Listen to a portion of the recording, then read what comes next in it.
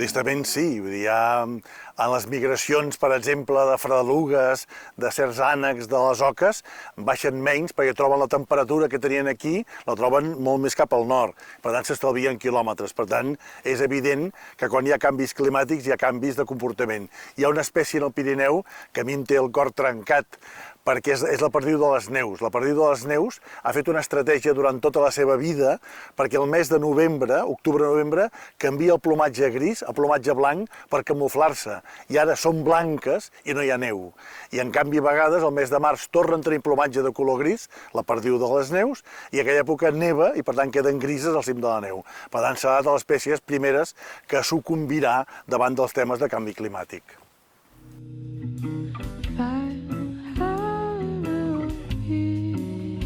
Hi ha espècies que abans venien molt més en aquesta època a l'hivern, que ara no venen, o venen en molt menor número. Espècies com la fredeluga, com cert l'ànec, el xarxet, les oques, es queden més al nord. Evidentment, quan hi ha canvis climàtics, les rutes migratòries, pensem que les espècies el que fan és mirar d'estalviar al màxim l'energia. Per tant, si s'estalvien uns quants quilòmetres per anar cap al sud, ho fan, i es queden, diguem-ne, en llocs on poden menjar. Els ànecs no es poden quedar al nord perquè l'aigua es glaça, però ara que l'aigua no es glaça més cap al nord, poden quedar perfectament uns quants centenars de quilòmetres a dintre d'Europa. Per tant, hi ha hagut canvis, segur. Un dels problemes que té grossos la biodiversitat, evidentment, és la població humana que no para de créixer i no para d'incidir. Per això dèiem abans que era important l'educació ambiental. Per sort, el comportament dels humans és diferent.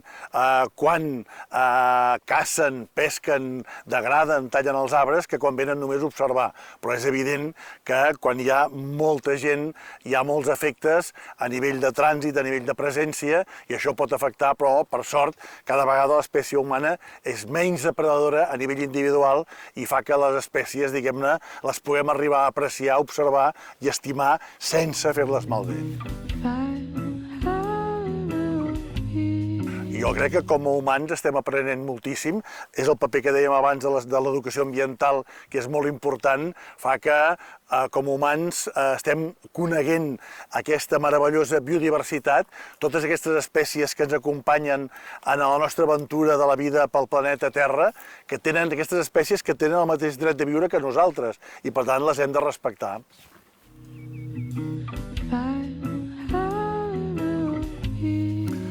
Les espècies estan tallant moltíssim les migracions. Si troben les mateixes condicions i característiques més cap al nord s'hi queden.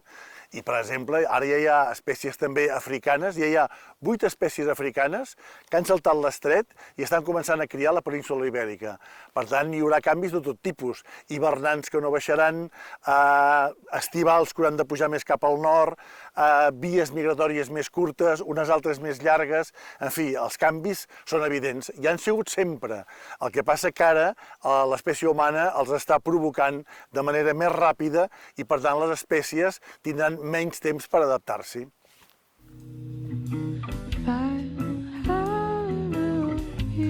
Evidentment que sí, o sigui, més que, clar, si entenem com a fauna exòtica espècies que són de lluny d'altres països que arriben aquí, entenem que aquestes espècies africanes que salten a la península ibèrica trigaran a arribar al Pirineu, però sí que hi ha espècies no pròpies del Pirineu que viuen en llocs, diguem-ne, de planes altes, que hauran de buscar refugi en el Pirineu.